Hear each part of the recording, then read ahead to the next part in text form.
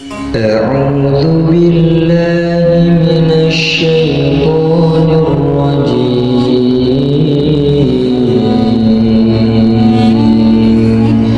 بسم الله الرحمن الرحيم Bismillahirrahmanirrahim. Assalamualaikum warahmatullahi wabarakatuh. Syukur Alhamdulillah kita bisa berjumpa lagi di channel ini. Shalawat dan salam selalu dan tetap tercurahkan kepada junjungan kita Nabi besar Muhammad Shallallahu Allahumma sholli ala sayyidi Na Muhammad walaili sayyidina Muhammad. Bantu support channel ini terus berkembang dengan cara like, komen, dan subscribe.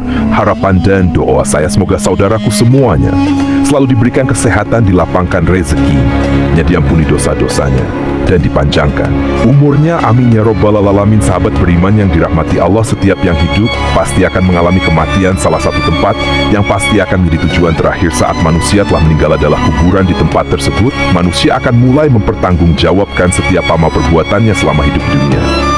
Tahukah kita ternyata kuburan setiap harinya berseru meneriakkan peringatan kepada manusia tentang hal yang harus dipersiapkan sebelum masuk ke alam kubur. Lantas apa peringatan yang diserukan kuburan itu di dalam hadits yang tertulis dalam kitab Dakoikul? Bersemakna dengan hadits dalam kitab Sunan Al-Tirmidzi. Disebutkan bahwa kuburan setiap harinya berseru meneriakkan 5 peringatan. Hai, saya ini adalah tempat sendirian. Oleh karena itu maka engkau carilah teman yang akan menemanimu nantinya, yaitu bacaan Al-Quran. Saya adalah tempat yang sangat gelap, maka terangilah saya dengan sholat malam. Saya ini adalah tempat yang dipenuhi oleh tanah dikelilingi oleh tanah, bawa halas tidurmu yakni amal syaleh. Saya ini adalah sarangnya ular-ular, maka bawalah acun ular-ular tersebut dari muka bumi, yaitu bacaan Bismillahirrohmanirrohim. Saya adalah tempatnya malaikat mungkar nakir bertanya, maka perbanyaklah membaca la ilaha illallah Muhammadur Rasulullah agar engkau bisa menjawab pertanyaan malaikat mungkar nakir tersebut. Hadits riwayat Tirmidzi yang pertama. Carilah teman yang akan menemanimu di alam kubur. Di alam kubur adalah tempat yang sunyi dan sepi, tak ada seorang pun dari sanak saudara yang masih hidup yang mau menemani bagi orang-orang yang gemar membaca Al-Quran sewaktu hidupnya. Di dunia Al-Quran akan menemaninya di alam kubur sampai ia dimasukkan ke dalam surga. Di dalam suatu riwayat yang diceritakan oleh Al-Bazar dalam kitab Lali Masnunah menjelaskan bahwa jika seseorang meninggal dunia ketika orang-orang kain kafan dan melakukan segala persiapan untuk penguburannya, di rumah tiba-tiba datang seorang yang sangat tampan berdiri di kepala mayat. Ketika kain kafan mulai dipakaikan, ia berada di antara dada kain kafan. Setelah dikuburkan dan orang-orang mulai meninggalkannya, maka datang 2 malaikat yakni malaikat mungkar dan nakir untuk menanyakan amal perbuatan si mayat semasa hidup di dunia. Kedua malaikat tersebut berusaha memisahkan orang tampan tersebut dari si mayat agar memudahkan proses ditanya jawab tersebut. Tetapi si tam berkata, ia adalah sahabat karibku dan bagaimanapun aku tidak akan meninggalnya. Jika kalian ditugaskan untuk bertanya, lakukanlah pekerjaan kalian. Aku tidak akan berpisah dari orang ini sehingga ia dimasukkan ke dalam surga. Kemudian si tampan itu berkata kepada si mayit, aku adalah Al-Quran yang terkadang kamu membaca dengan suara yang keras dan terkadang kamu baca dengan suara yang perlahan. Jangan khawatir, setelah menghadapi pertanyaan mungkar dan nakir ini, kau tidak akan mengalami kesulitan. Yang kedua, carilah penerang yang akan menerangimu di alam kubur. Ada banyak hal yang dapat dilakukan untuk mendapatkan penerangan di alam kubur. Salah satunya adalah dengan mengerjakan salat. Hal ini sebagaimana dijelaskan dalam sebuah hadits, salat adalah cahaya. Sekah merupakan bukti nyata sabar itu.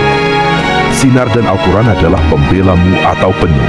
Nentunmu hadits riwayat Muslim. Nabi Muhammad Shallallahu Alaihi Wasallam bersabda tentang kuburan, seorang wanita yang berkulit hitam yang bertugas membersihkan masjid. Wanita itu meninggal. Kemudian beliau menyolatkan wanita itu di atas kuburnya.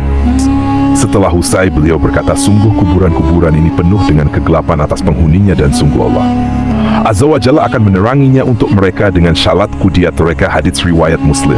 Memang selalu yang ketiga, carilah alas tidur untuk alas mode alam kubur. Amal soleh dan kebaikan-kebaikan dilakukan selama hidup di dunia nantinya akan menjadi alas tidur bagi mayat di dalam kubur. Salah satu amal saleh itu adalah membaca Al-Quran. Selain akan menjadi teman di alam kubur, Al-Quran akan memberikan alas tidur bagi si mayit kelak di alam kubur. Hal ini sebagaimana disampaikan oleh Al-Bazar dalam kitab Lali Masnunah. Ia menjelaskan bahwa telah Al-Quran akan mengharkan tempat tidur dan permadani sutra yang penuh dengan kasturi dari malai lalih. Yang 4, bacalah racun dari bumi untuk membunuh ular di alam kubur. Bagi orang-orang yang beriman, racun untuk membunuh ular di alam kubur itu adalah bacaan Bismillahirrohmanirrohim. Dengan membaca ini berarti seorang telah menghambakan diri sepenuhnya kepada Allah. Ular penyiksa dalam kubur itu bernama ular kini. Pedihan siksaannya sebagaimana dijelaskan dalam sebuah hadits dari Abdullah bin Abi Mulaikah berkata, saya mendengar Aisyah radhiyallahu kata orang-orang kafir akan disiksa pedih di kuburnya dengan dicabik-cabik oleh ular ganas yang botalu. Ular tersebut memakan orang itu dari kepala hingga kakinya. Kemudian orang itu kembali ke bentuk sempurna. Setelah itu dimakan lagi, orang itu dari arah kaki sampai kepala. Lalu orang itu kembali ke bentuk sempurna, lalu ular itu memakan lagi orang tersebut dari arah kepala hingga sampai kakinya. Itu seterusnya hadits riwayat Ibnu Abi Syaibah. Yang kelima, perbanyak membaca kalimat tauhid. Dengan memperbanyak membaca kalimat tauhid, la ilaha illallah Muhammadur Rasulullah, meresapi dan memahami maknanya, hal tersebut dapat mempermudah mayat dalam menjawab pertanyaan malaikat di dalam kubur. Hal ini dikarenakan kalimat ini merupakan zikir yang paling utama. Barang siapa di akhir hayatnya mengucap kalimat tauhid ini, maka ia mendapatkan jaminan surga. Hal ini sebagaimana disebutkan dalam sebuah hadits dari Jabir bin Abdillah. Dia berkata, aku mendengar Rasulullah Shallallahu Alaihi Wasallam bersabda, zikir yang paling utama adalah la ilaha illallah dan doa yang paling utama adalah alhamdulillah. Hadits riwayat Tirmidzi. Di dalam riwayat lain yang dijelaskan, barang siapa yang akhir perkataannya sebelum meninggal dunia la ilaha illallah, maka dia akan masuk surga. Hadits riwayat Abu Daud. Sahabat beriman yang telah mati, Allah demikianlah 5 peringatan yang diteriakkan oleh kuburan kepada manusia setiap harinya.